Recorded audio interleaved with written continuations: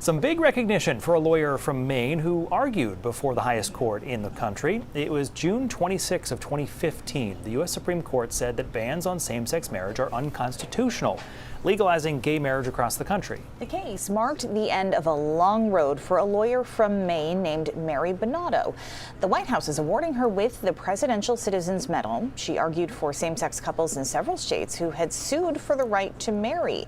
Her arguments landed with a majority of the court. Bonauto also won the case that legalized gay marriage in Massachusetts. We spoke with her about that in 2004. My sense is that it's certainly enhanced the discussion, but from my perspective, the discussion has been ongoing. It's just more people are included within it now, and I think that's great. I want people to talk about it and struggle with the fairness issues and why exactly is the government treating one group of people differently from another, and around things that are so consequential and all kinds of family protections. Can you sort of step back and put yourself in the position of the people who oppose gay marriages, but who feel that they're not bigots and are not prejudiced against gays, but they still oppose gay marriage? Well, I think I see three different types of folks, if I can just be really crude about this. One is some folks who just are never, ever going to change their mind. They have some religious view or some moral view about gay people, and that's fine. And you know what? It's a free country, and that's their perspective, and that's terrific.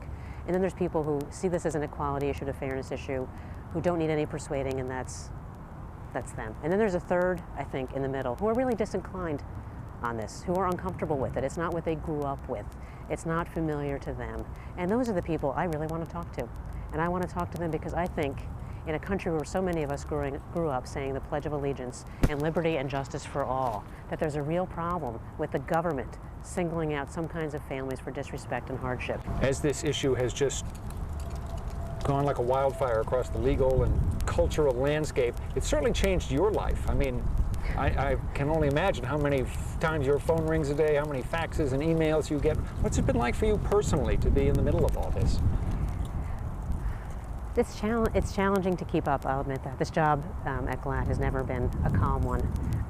But I try to, personally, I try to do the things that I've always done, which is try to be a good partner, and now that we have children, to really still be an incredibly available parent and do the puzzles and build the towers and ride along on the tricycles, and to keep those things as the pole stars in my life, and to give as much as I can as well to my work.